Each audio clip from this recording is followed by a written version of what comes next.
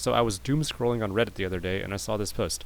Today I learned that the distance driven by the fastest cars at the 24 Hours of Le Mans auto race is 500 miles greater than the distance from New York to Los Angeles. Now, some of you may recognize the connection between those cities because there's this challenge in the car community called the Cannonball Run, where people try to drive from New York to Los Angeles as fast as they can while trying to avoid police and stopping for gas on the way. This almost 3,000-mile race was invented in the 70s by some rednecks, and the first record was upwards of 40 hours. Cars and highways have come a long way since then, and the current record for this unofficial race is 25 hours and 39 minutes, which was set during the start of the COVID lockdown, when there was very little police activity and very little traffic in general. Big asterisk here, I'm not condoning this activity. But this top comment made me wonder, what if a professional racing team could build a car, hire a bunch of pit crew, close the roads, and just go all out?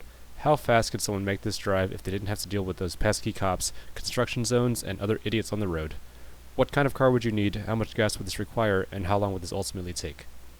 Now you may be thinking, why don't you just take a NASCAR, fill it chock full of gas tanks, and strap a brick to the gas pedal? While yes, going full throttle the entire way is a valid strategy, that would consume an insane amount of gas, so you would probably spend more time refueling your gas tank than actually driving. I set out to find the perfect balance of speed and efficiency so that we spend as little time refueling as possible while still maintaining a high average speed.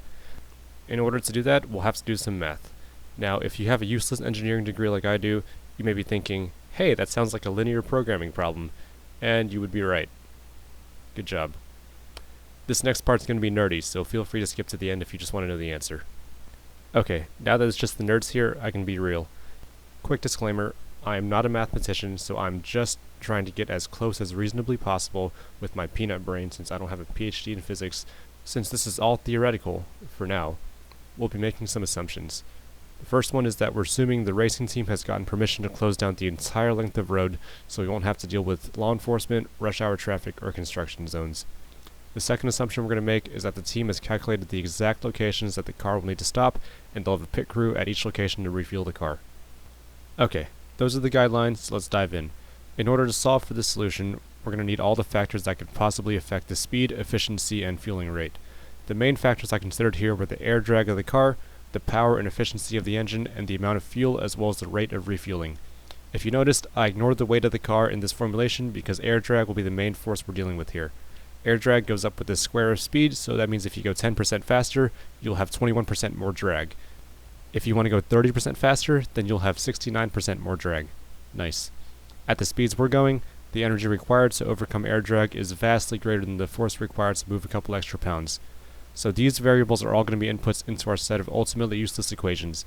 These equations will convert all of the inputs into the output numbers that I'm looking for, which are the total completion time of the race, the optimal speed of the car, the number of fueling stops required, and the fueling rate of the engine or the fuel economy of the car during the race. This is where I dove into the deep end of research. I started browsing weird physics websites, doing caveman math, and brushing off my Python skills to find an answer to this question. After some head scratching, some belly rubbing, a bit of both, I came up with this set of equations. I'll save you the boring math, but the full formulation with sources can be found in the description if you're into that kind of stuff.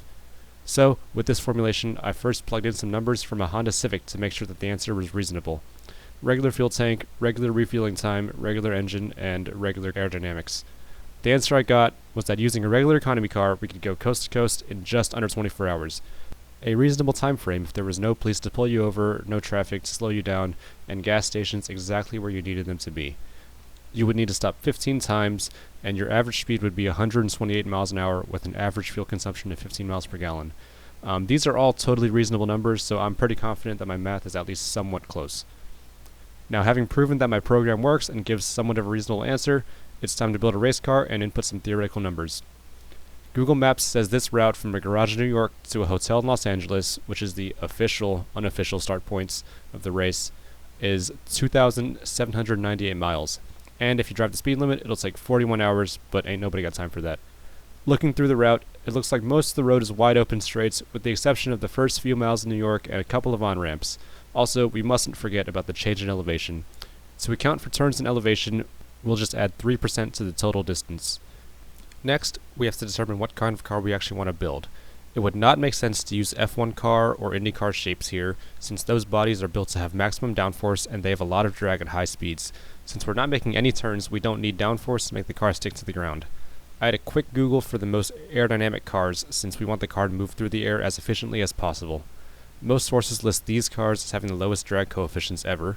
Taking a quick look, the Mercedes EQS looks like the best candidate due to the balance between aerodynamics and fuel capacity. I'll use the aerodynamic numbers from the shape of this car in my formulation. And yes, I know this is an electric car, but let's just say that the racing team has swapped in an IndyCar engine and a big-ass fuel tank. I'm using IndyCar numbers here because from my rudimentary Googling, their engines have the highest thermal efficiency and their fuel hoses are the fastest. I'll use the current IndyCar engine for thermal efficiency and maximum power output. For our fuel capacity variable, I looked at the size of the gas tanks of the current record holder, which had 66 gallons of total capacity. Assuming a dedicated race team can build a fuel cell with a bit more efficiency, I settled on a fuel capacity of 100 gallons. As far as refueling speed goes, the current IndyCar fuel tanks are 18.5 gallons and they lose around 30 seconds for each pit stop, so I'll just extrapolate that and say that you'll lose around 3 minutes each time you have to refuel. This is accounting for deceleration, refueling, and acceleration back to the optimal speed. So these are the final input variables in the model. In putting these numbers into my Ratchet Python program, these are the numbers it came up with. According to my calculations, we'll be able to drive from New York to Los Angeles in 14 hours and 19 minutes with an average speed of 207 miles per hour, stopping for gas 4 times and using over 400 gallons of gas. This equates to an average of 7 miles per gallon, which is right around what race cars are getting during an endurance race. So there you have it. In order to do the Cannonball Run as fast as theoretically possible and ensure you have this totally imaginary trophy forever, you'll need a Mercedes EQS with an IndyCar engine in it, a 100-gallon fuel tank in the back, and a team of pit crews across the country to refuel your car at some very precise locations. Good luck getting sponsors for this big of a project.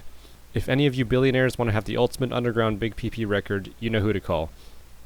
Thanks for watching. Please subscribe and stay tuned as next time I'll calculate the exact number of dates I could have gone on in the time it took me to make this video.